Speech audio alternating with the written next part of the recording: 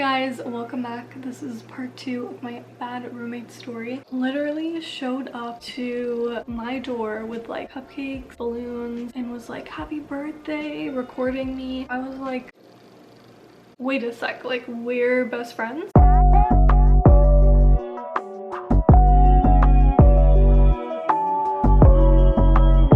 The first thing she says to me is like, come outside, take a picture of this, make sure you take a picture. Everything was about proving that she has friends and like post about different people who she had like really shallow relationships with. I felt like none of these people even knew like who she really was, but I did because I lived with her. She would hang out with like other friends and be like such a totally different person, like kind of like how she was with me before I moved in with her, like super nice, and then as soon as you move in with her you like realize she's negative, complaining all the time, and like not really wishing the best for you. She asked me what I was doing for my birthday. I was like, I'm not doing anything, and I didn't want to do anything for my birthday because I didn't want to have to invite her. If I didn't invite her, it would just cause like drama, so I just didn't want to do anything for my birthday. I actually came to Alberta and that's all I wanted to do for my birthday. I came back again, just very like acting weird to me still. We're gonna do all of this, put in like effort for my birthday and everything, but then you're not gonna talk to me when I come back. So my boyfriend lives in California. Her and her brother just started going on and on about how California is like the worst place, it's overpopulated, who would want to live there, I would never want to live there, like going on and on. And keep in mind, like that's gonna be my home soon, so I don't understand why they were so negative. They were like, it's not even gonna be there in a few years, it's gonna be underwater. And I tried to explain like where my boyfriend even lives in California and like how big California is. They think that like everyone lives in LA and Northern California is different. And then to top it off, she was planning on taking a trip to California to go to Disneyland. Keep in mind, she only wanted to go because Chantel was going to Disneyland in Japan and Paris and stuff, and she was like completely hating on that for someone that was talking so much shit about California. And like, now you want to go there? Like, now we're getting to like the end of March. Sometimes I would take out a pan and it would literally have like leftover macaroni dried on it. Cut the cameras. Dead ass.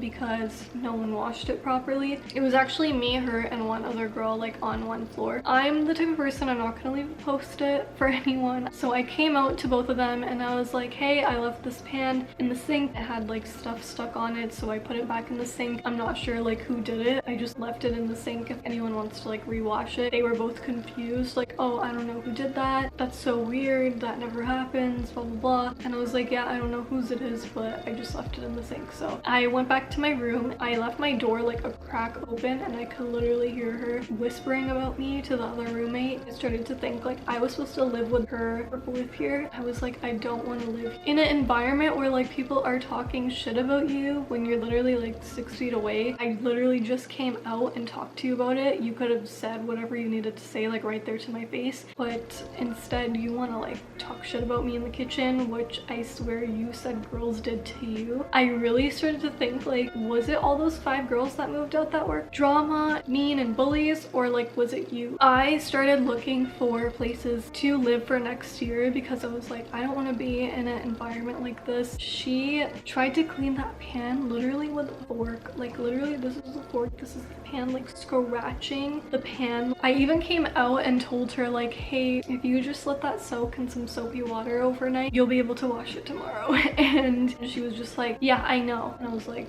okay. I actually found a place. I thought it was gonna be super hard because it was in the middle of the semester. People usually look like in the summer. I was not gonna be there in the summer. I had to just find a house in March and like sign a lease and everything. First house that I like messaged and asked about was the house that I moved into, and it's like it was perfectly available in front of me. I told like my boyfriend, I told my mom, and they were like, yeah, you need to just move out. You don't want to deal with that next year. I went to go see it like literally the next day. I met some of the girls at the house. They were nice. It was kind of like renovated to this house, so I liked it because of that. There was also a parking spot. Would have came in handy in 3rd year. As soon as I got there was literally like 10 people viewing the house. So I was like the last person to leave, and my landlord, he was showing me the house. Right before I left, he like told me, I liked you the best, so let me know if you want to move into this house because I'm trying to just get it done quickly. I plan to sign the lease like literally literally the next day. I didn't tell anyone about this. I didn't want to like talk about it and bring drama. I didn't want her to be like, why are you moving out? I didn't want her to ask me anything. I didn't want to like get into a whole conversation about everything with someone that's just so negative and not gonna admit that they're wrong or that they did anything wrong. I was just done. I was ready to just move on. So after this was the first week of April, her dad had emailed me about signing next year's lease and that if I wanted to leave the furniture in the house, it would be like $200 a month or something. They're telling me 4 weeks before I'm moving out that I have to pay $200 a month to keep all my furniture in the room. I just feel like it wasn't enough notice, but also I didn't really care because I was moving. At that point, I told him like, I'm leaving. I don't want to sign another lease, and I'm super nice about it. He was like, okay, totally fine. I guess he had told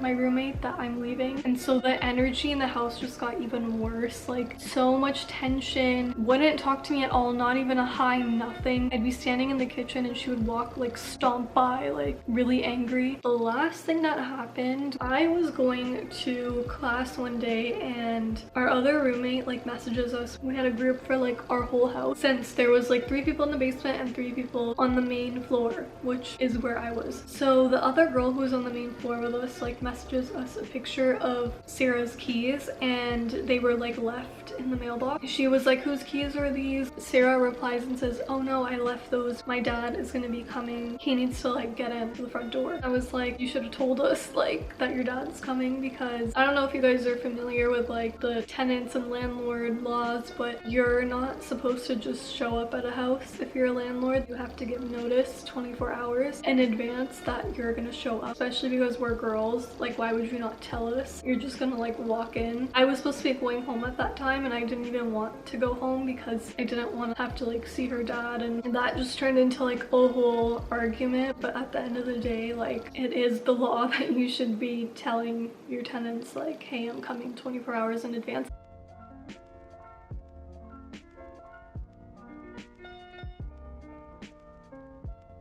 After that, she blocked me. She got like Nicole to block me, her boyfriend to block me, another one of her friends to like unfollow me. But again, I didn't care because I was leaving. I spent like 2 more weeks at that house, and then I packed my shit up. Before I left, I took a picture of the room that I was staying in. It said, leaving toxic environments is so refreshing.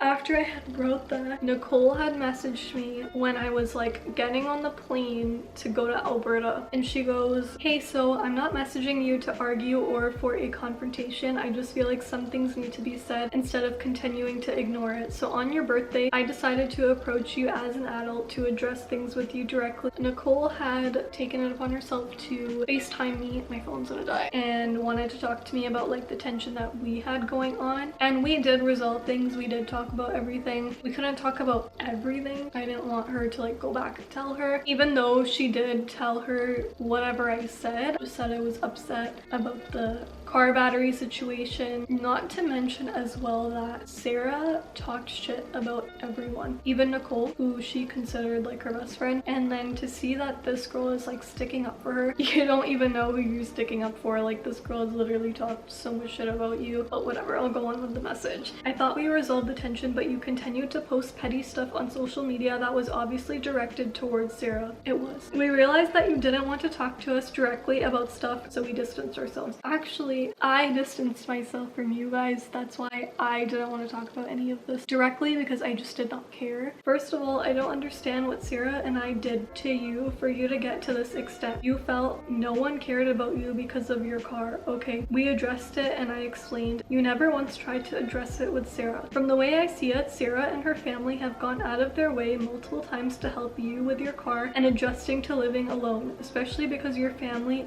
left you.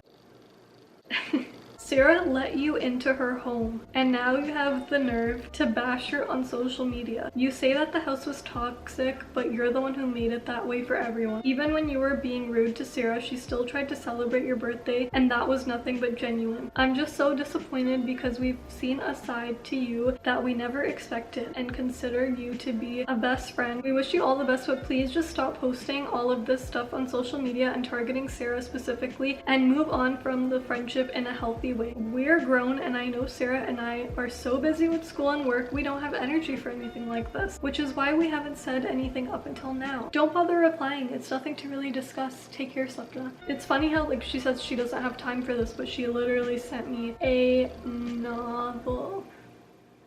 So I just thought that was funny that she wanted to confront me about a situation she knows nothing about. So I replied and I said, you're the one who blocked me after not asking me what happened or hearing my side, so why would I reach out to someone like that? There's a lot of shit Sarah has done. If she wants to know what it is, she could have asked. Her family didn't help me at all. You have no idea because you've never asked. I can post whatever I want. It's my social media, and I'm happy about leaving a toxic place after all the shit I've been through. Also, don't ever say my family left me. You don't know shit about my family. They went through a rough patch, couldn't help me with my car. I used my own money to fix it, only to be told by Canadian Tire that I wasn't even fixed. Her dad did not fix my car, but took $400 from me. There's a lot you don't know, and I'm not gonna explain when you've already taken sides. And to be very honest, I don't really care because I don't need people like me when I'm down, not when my life is succeeding and doing well. If you want to call me when I land, you can, but I'm not about to have a texting war. Either way, I'm good, so up to you. So the fact that she brought up like Sarah's dad helping me with my car, he's a mechanic and he offered to help with my car. I had the hose issue. My brakes I had already bought. I just wanted someone to put them on. My tire had popped, so I needed new tires, and I wanted an oil change. Her parents were like nice enough to let me use their CAA membership and get my car towed to them because they did live an hour away. After going to him, nothing was fixed. The wrong tires were put on, which I was told by Canadian Tire, by my dad. They put in the wrong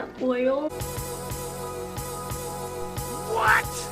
My dad had bought the brakes previously and he put them in. That was fine. And then the hose was not fixed at all. It was still broken. I paid $400 for like nothing to get fixed basically. I really just don't understand what I owe to them. I did pay them for like basically doing nothing. So I'm not picking sides. I address things with you. You should have never posted stuff on social media. You should have just came to us and communicated. First of all, like I didn't really care to come and communicate about it. As I said, I didn't want to fix the friendship. And about your family, I'm going off of what you told us. I was just saying Sarah and her family tried to be there for you. And then I said I posted because I didn't care. I'm done with both of you. You guys both showed your true colors. She shit talked me about my battery to you and to my friends and about a parking pass. She said, I'm gonna block you now because this is just annoying. And I said, go ahead. It's just childish. Take care. Y'all are the ones childish. That's why 5 girls left her house before me. How would her family be there for me when they ripped me off with my car and then didn't want to boost my car after? If you're still with me, a few days later Sarah had messaged me, and if I can find the text I will include it. She had texted me something like, hey, I know you're upset about things, do you want to talk about it? I was just like, no. I didn't even reply because I was like, I'm completely done with this. I don't want to talk about anything. I didn't even respond. After that, I enjoyed the rest of my summer. I moved in with my new roommates in September of that year. 4th year was the best. I feel like I didn't have a real proper university experience until I moved into that house. It was like much more relaxed. I didn't feel like I was living with like a manager. I got to have great friendships with new people. I'm sorry this was so freaking long. If you guys stayed till the end, like wow. If you've had similar situations with girls, drop them in the comments. Let me know what you think. If you're curious to know anything else. Not all friends are bad to live with, but please just make sure you really know the person. Make sure to like, share, and comment, subscribe, and I'll see you guys in my next video.